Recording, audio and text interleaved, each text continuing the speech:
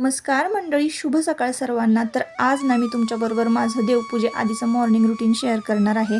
आत्ता ना माझं क्लिनिंग झालेलं आहे, घरातलं झाड लोट पुसपास सगळं झालं आणि देवपूजा करण्याआधी ना आंघोळ झाली की मी पहिल्यांदा सूर्यदेवांना अर्घ्य अर्पण करते. आता दिवाळीच्या सुट्ट्या संपलेल्या आहे आणि पावसाळासुद्धा संपलेला आहे. बऱ्यापैकी आता ऊन पडायला लागलेलं आहे, थंडीचे दिवस चालू झालेले आहेत. तर कोणाकोणाला की नाही हाडदुखीचा त्रास चालू होतो थंडीमध्ये. तर मग काय करायचं, सकाळी लवकर उठायचं, जरा कोवळ्या उन्हामध्ये फिरायचं, म्हणजे हाडेदुखीचा त्रास जो आहे ना तो कमी होतो.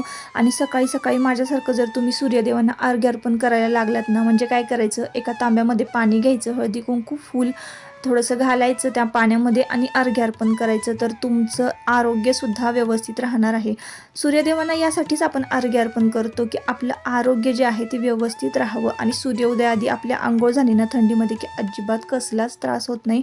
काल तुळशीचं लग्न होतं आणि पंक्तीला काय केलं हा प्रश्न तुम्हाला पडला असेल तर ना, पंक्तीला मस्तपैकी तांदळाची खीर होती.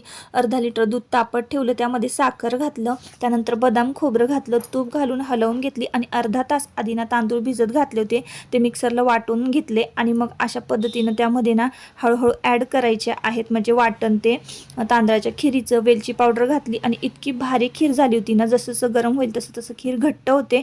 गरम गरम खायची खूप टेस्टी लागते. एकदा नक्की करून पहा. चला बाय.